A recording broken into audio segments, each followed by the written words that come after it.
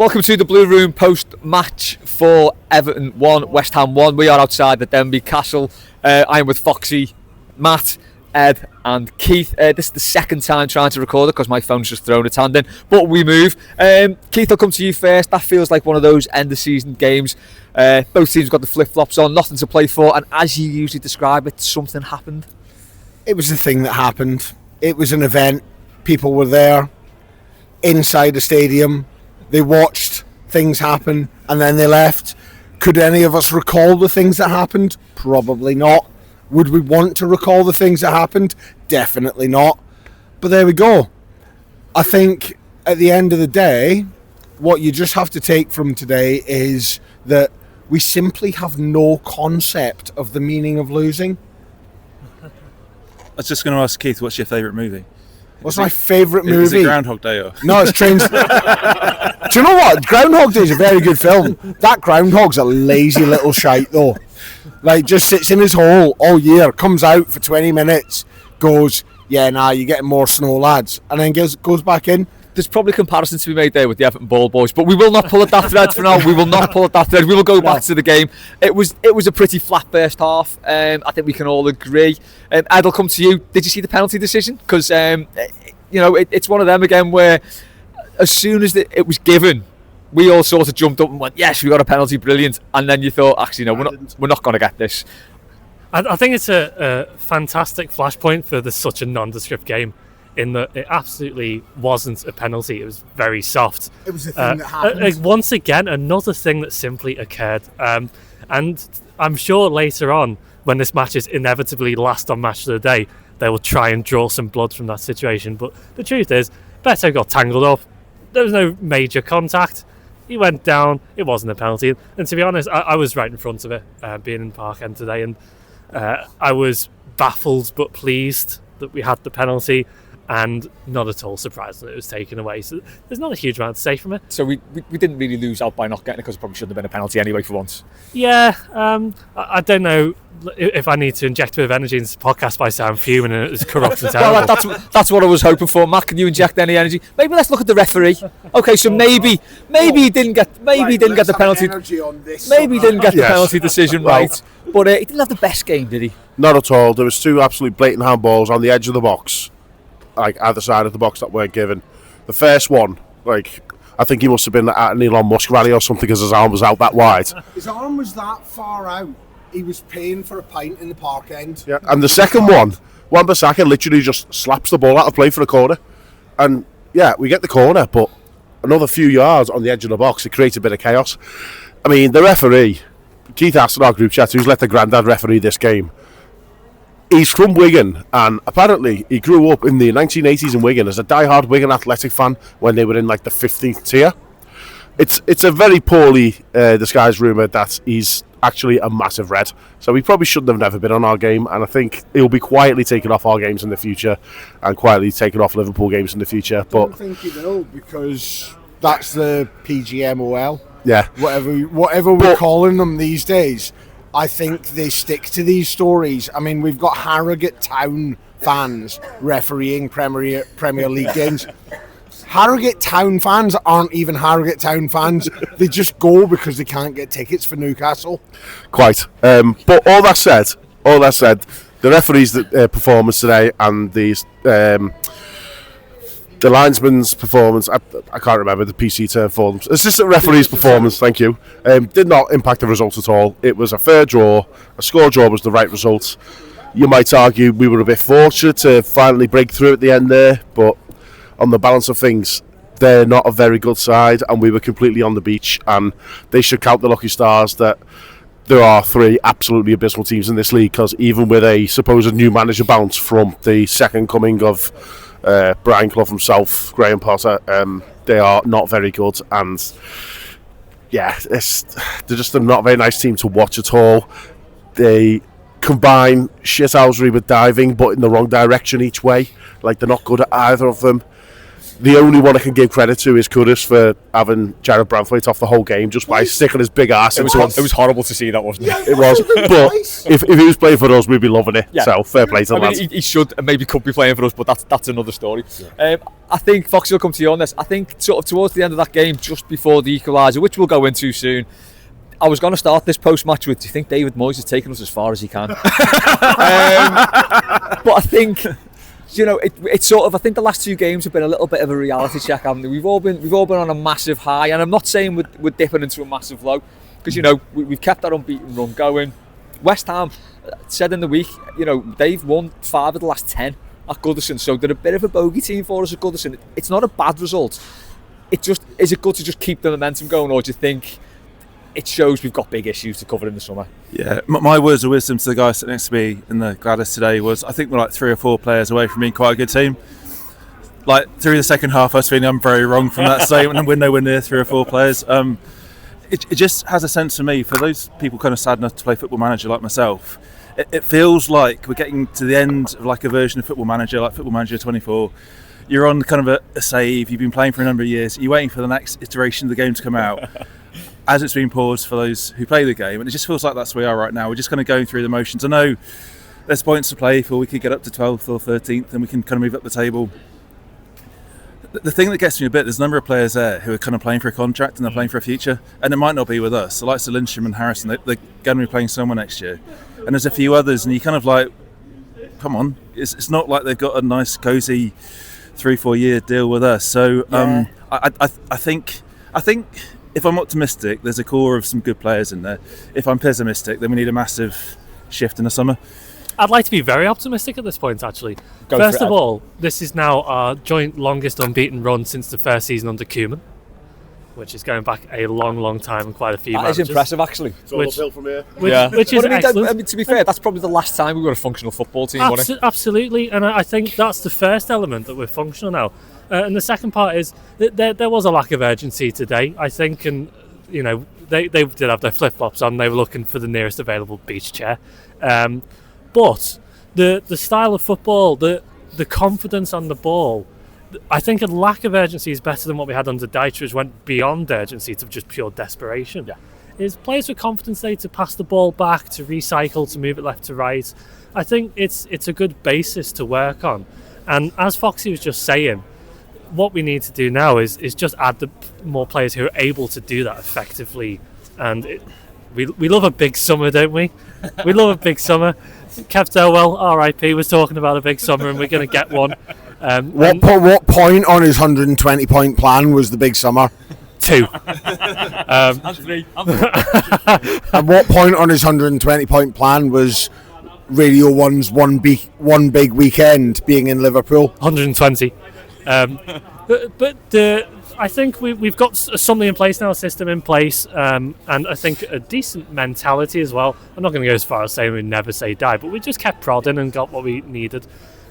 More players of the Alcaraz variety who are young, willing, fit, fast, able to play this sort of football.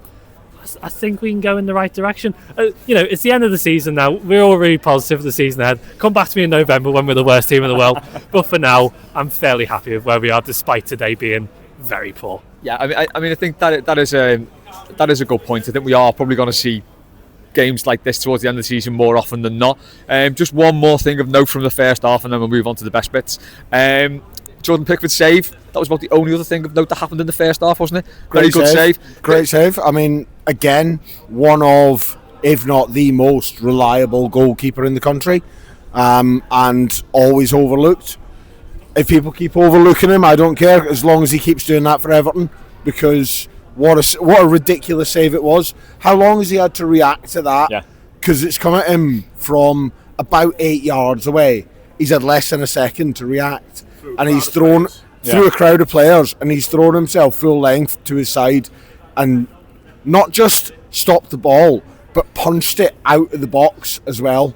Like, managed to palm it well out of the box so that there's no follow-up. Well, that's it. That's something that gets overlooked sometimes, isn't it? It's that's what makes a good save. Things that people sleep on Jordan Pickford over are saves like that, where he just...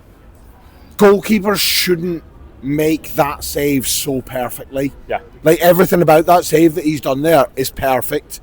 And it won't be mentioned, and nobody will take note of it.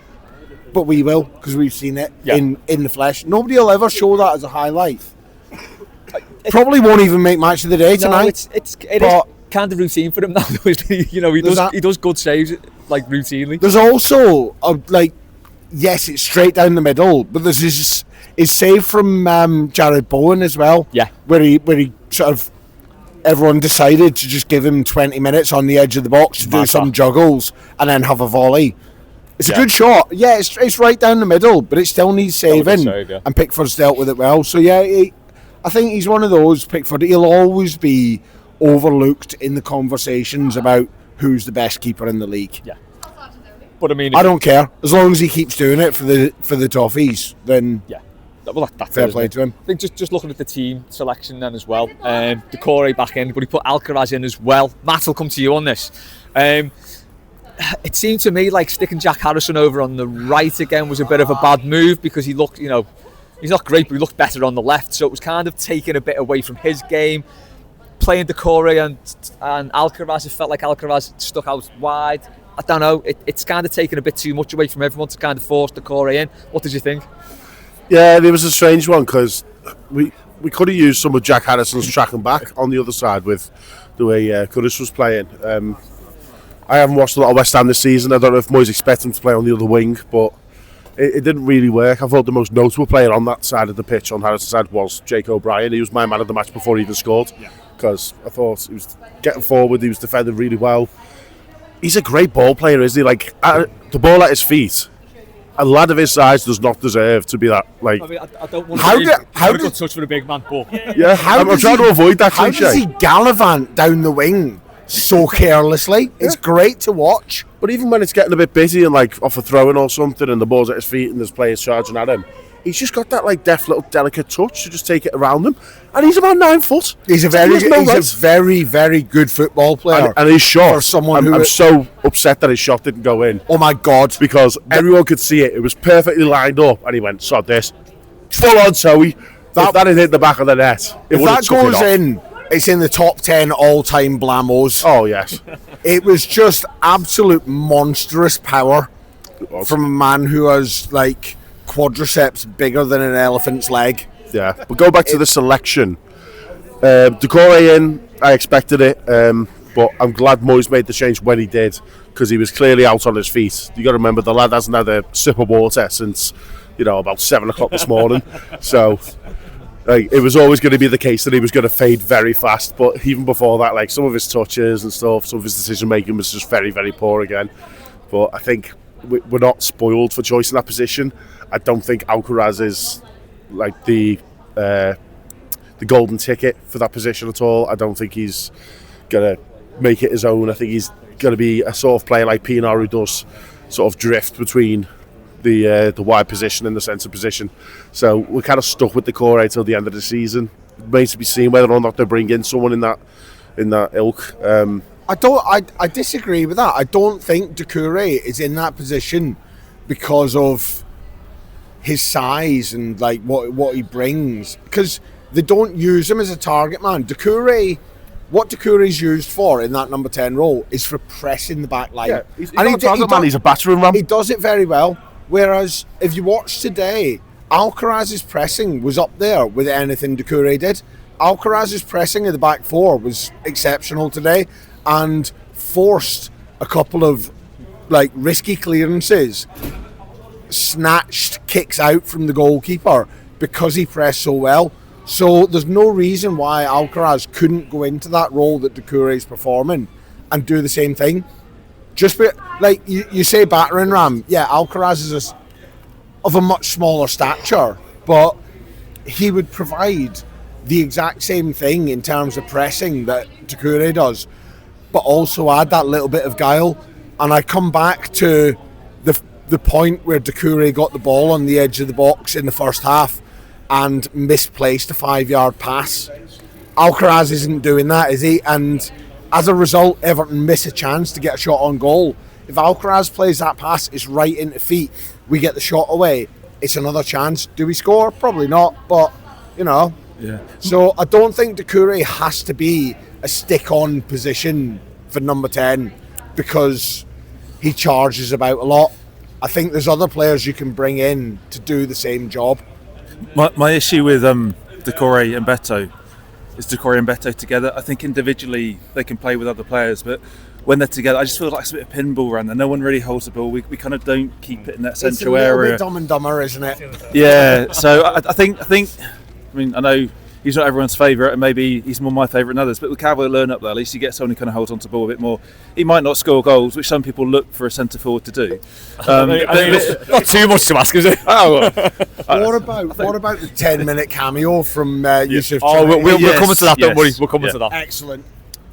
No, go on, keep going. No, I was just going to say, I think either of them are both okay. They've both got a place, but together, when you see them on the team sheet to start with, I know to Ed's point before, we've gone a number of unbeaten games now, and those guys have played majority of it, so it obviously works. But just a game like today, we have a bit of the ball. We're looking to create. We're looking to get forward. Yeah. They're not a great team this time. You just felt we could have done a bit more in that position. Yeah, I agree. Quickly, second half, West Ham's goal. I actually went for a burst. So can anyone talk me through what happened? What, in your seat or your? Oh no, I'm not quite at that stage yet. There was at least 2 fouls in the build-up.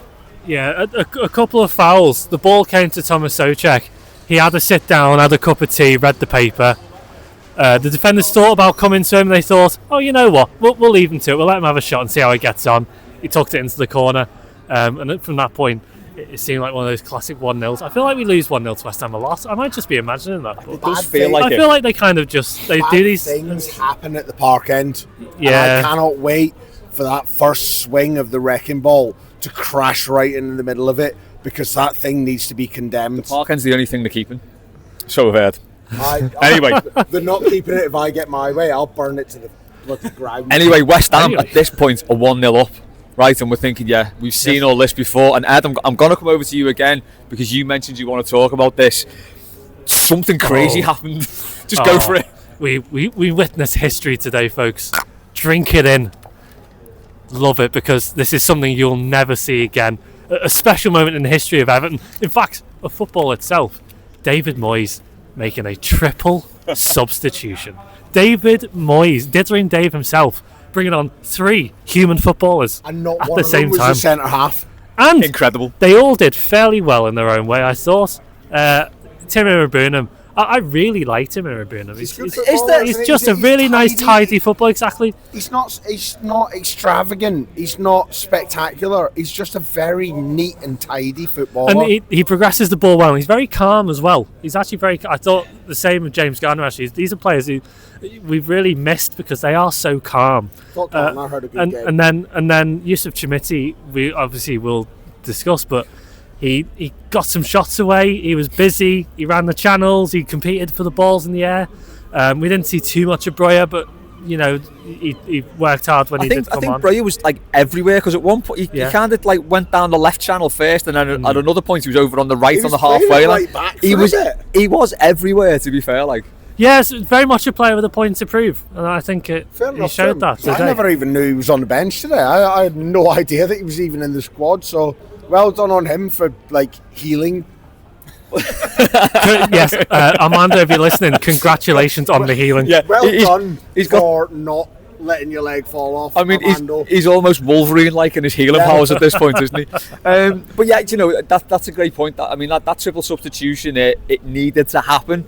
And it really picked the team up, didn't it? It kind of gave everyone on the ground as well a bit of a lift to sort of say, okay, yeah, we're going to try and do something to get back into this. We're not just going to be, you know, see what we've got, keep it what we've got, and hit some hopeful balls. It changed it. Yeah, fair play to that sub. That sub was really good. What we do have to mention was the Moyes classic, where he had Lindstrom on the touchline in his shorts, ready to go for about half an hour and waited until West Ham scored before he actually came on. To be fair, there was like a 6 or 7 minute period in which the ball didn't go out of play before that goal. It was very frustrating.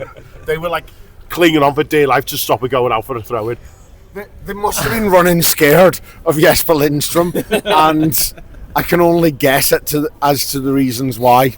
Part of the football hipster watched him in Germany and said he's a good player. That's all it can be. That sounds very Potter-coded. Yeah. It's nice to have options. really was. This is something very underrated, is actually looking over to the bench and going, well, it's not a crash over there. Yeah. It's not actually... Was there only 2 goalkeepers on there today? No, there was one. Just the one? Just the one goalie. This is something we need to look into the records and someone to crunch the numbers on. When was the last time Everton had a bench with just one goalkeeper? I reckon it's back in the days of 5 subs. Yeah, it was, however, very disconcerting not to see Young-O coming on to shore things up. I didn't know what to do with myself. Well, it's actually Young. Poor Young-O. But it was this is the sort of thing we're aiming for now, and this is the litmus test for Everton of next year. Do we have not only a good team but a good squad? Because we obviously throughout the season we've all been aware of this. We've had a team easily good enough to survive, if not comfortably be mid-table. The squad has been where the problem is. So to be able to bring on some good players from the bench and be able to change things is a boon that we haven't had for quite a long time. And hopefully that's something we can do next season. Matt's currently crunching the numbers. Yeah, Matt's got some stats. Yeah, we did have a good period in December when we had just the one goalkeeper on the bench, but since then, every single game we've had 2. I think I would say 3/4 of our games this season we've had 2 goalies on the bench. To be fair, it's like me packing for a holiday. You never know when you're going to need 3 sets of gloves. including Southampton in the Carabao Cup when we actually had Pickford and Begovic on the bench that game. and of course, added to that, we've still got McNeil, whatever's wrong with him, to come back, because that picture of him in the hospital still disturbs me. We've got him to come back, and Dad to come back. It's Foxy, bit of optimism. It's all positive. I mean, we had 3 right backs today, and I confess at a point when those 3 subs coming on, I was kind of calling for a right back to come on, which I now confess I got completely wrong and did well to keep Brown on the pitch. But yeah, positives. And I back into that team makes a massive difference. I'm not quite sure where McNeil fits in now. And then Schmitty, if we kind of come on to him, I thought his 10-minute was really good, and I would like to see more of him. I feel an incoming here. Yusuf Chermiti truthers assemble.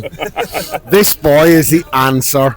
He is going to be spectacular. You might not believe me now, but in about a year, 2 years time at most, you will look back on this podcast, this post-match, this non-entity of a game, and go, by God, that Scottish lad was right, wasn't he? Right? Yusuf Chermiti will be the answer for Everton Football Club. Just to confirm there, so the Keith is Scottish, not Irish or Welsh, as people have said. Yeah, I know. I mean, somebody thought I was from the Isle of Man. There you go. Pretty Manx-like, yeah. Yeah, it was very specific. I am very Manx-like, apparently. Maybe it's because I don't have a tail. Who knows? Good cat reference there, if you know your cats. Yeah. No, Yusuf Chermiti, listen to me now. If you're listening to this pod, if you've actually bothered doing anything Everton related after that sort of thing that happened this afternoon, then just remember, Yusuf Chermiti will be the answer. The boy is tall, he's strong, he's quick. Oh, hang on, we're just live watching someone rolling barrels at an Audi like fucking Donkey Kong here.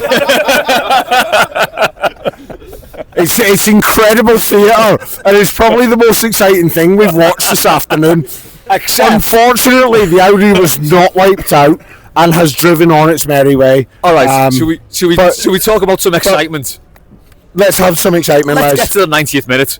Okay, so this looks like it could be petering out into one of those games that the Toffees lose, 1-0 at end of season. We've seen this game a million times before. Moyes makes his triple substitution, and I think this has been a good feature of this team since Moyes came back, that you kind of spirit. Yeah, I wasn't attitude. Leaving. I wasn't leaving on 89. I was thinking, do you know what? We're still in this. We could get something, and we did. So, Keith, do you want to talk us through Jake the Snake O'Brien's goal? I mean, fair play to him. It comes from like a breakdown of a dead ball, where it's sort of, you've got that opportunity to put the ball in the box in the first place.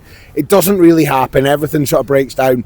He stays in there because he knows the ball's still alive, and we saw that with him at Brentford. From the he knows where to be, and he gets himself in the positions. It might not happen every time, but it has happened for him the last couple of times that he's done it. and fair play to him for that. Idrissa Gueye, great, looks like a great assist on telly, right?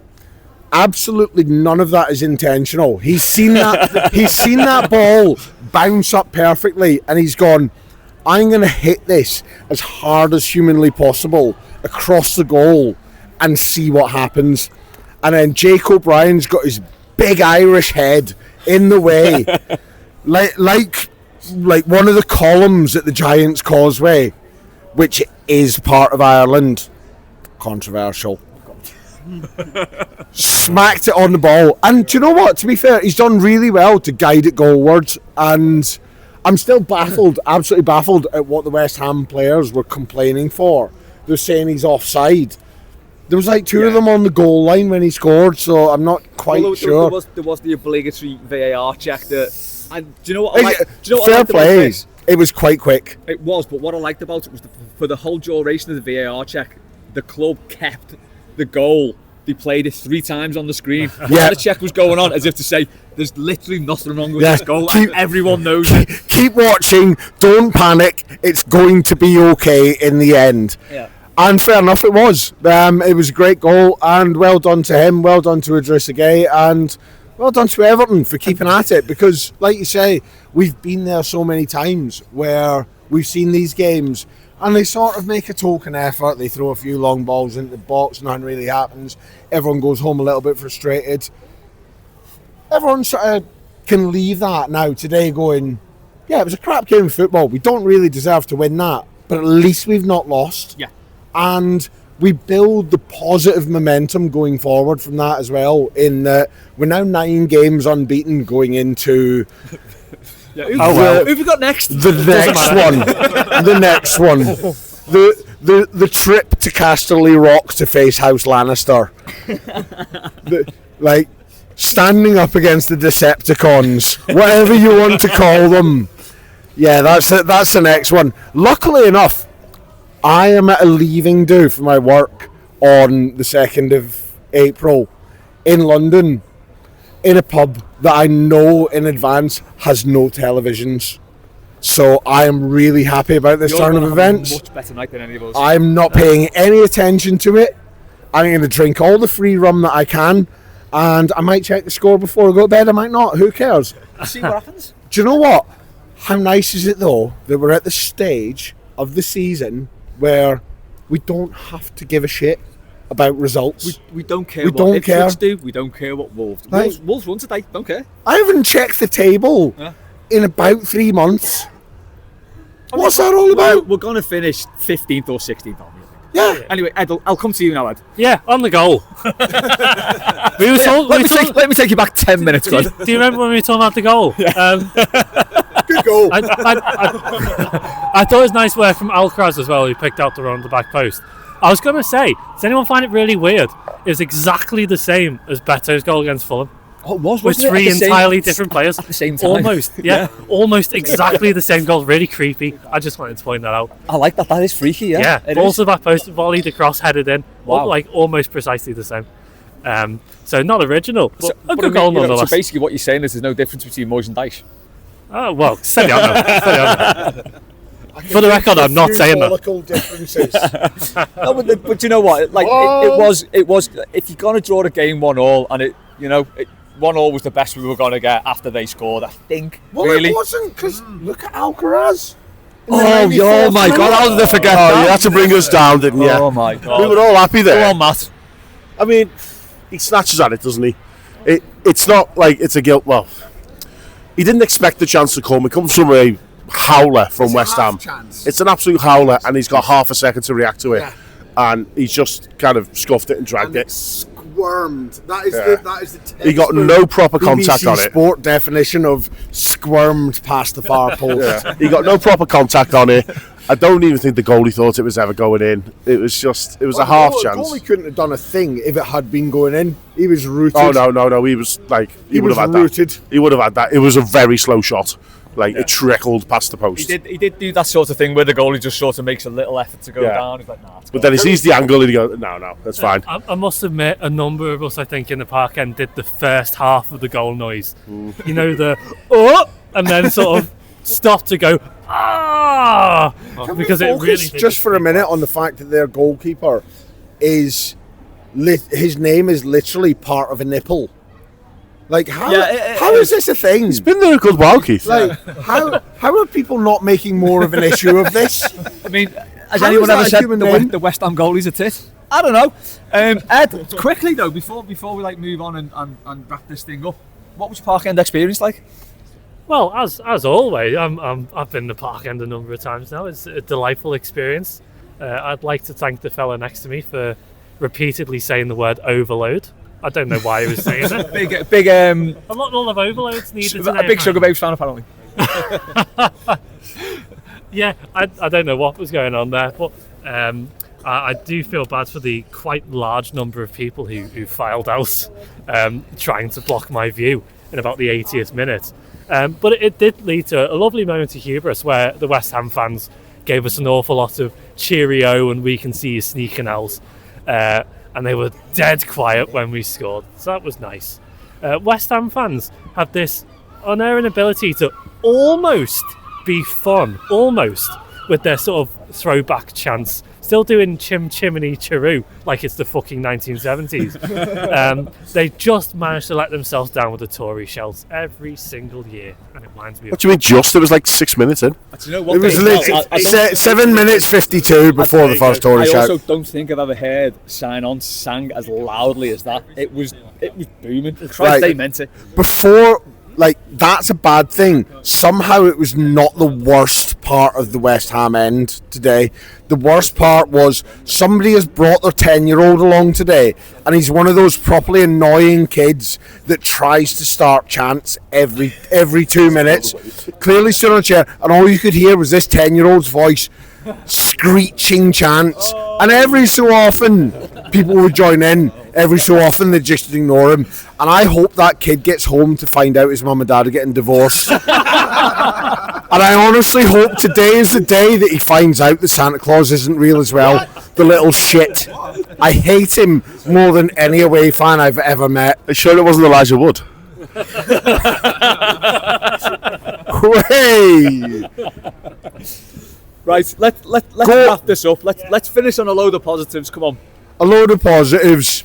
Everton are 9 games unbeaten. Everton are not getting relegated. Everton are moving into the single-handed best stadium in the country. Until Man United build the Ringling Brothers Circus.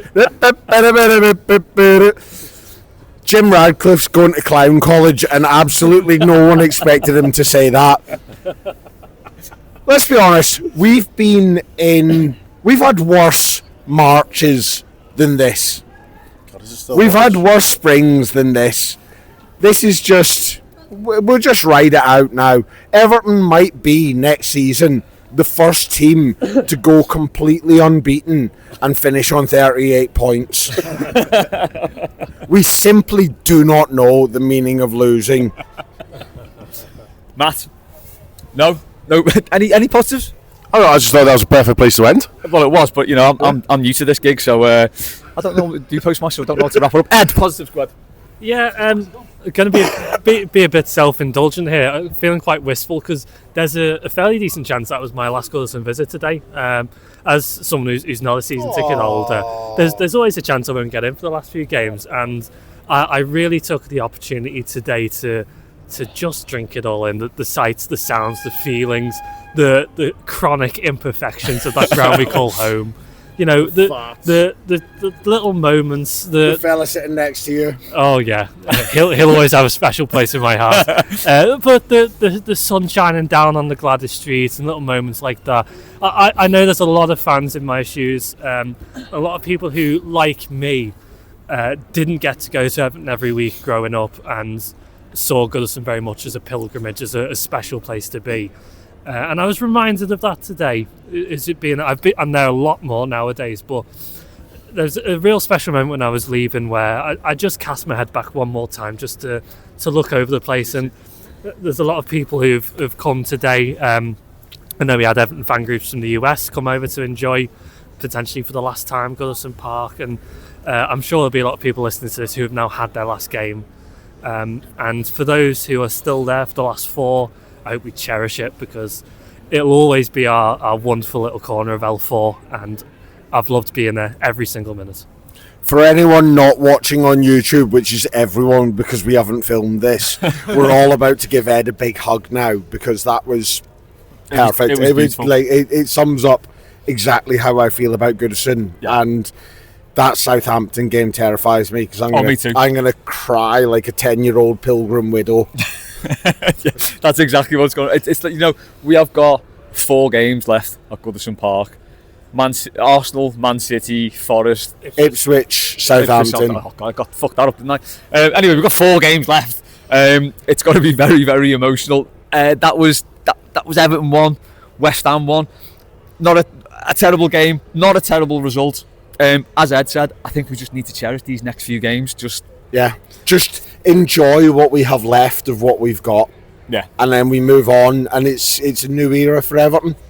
Definitely, and And Yusuf Chimiti will lead us. And Yusuf Chimiti will take us to the promised land. Oh boy, yes he will. We move. Right, that has been it for this week's post-match of Everton 1, West Ham 1. Thanks to Keith, Ed, Matt and Foxy, who has had to get off because he's got to head back down to the Midlands. Not a great trip back, but yeah, thanks to everyone who listened. We'll be back with all the usual stuff next week, but that has been your post-match reaction from the Denbigh Castle. Everton 1, West Ham 1, 9 games unbeaten, up the Toffees.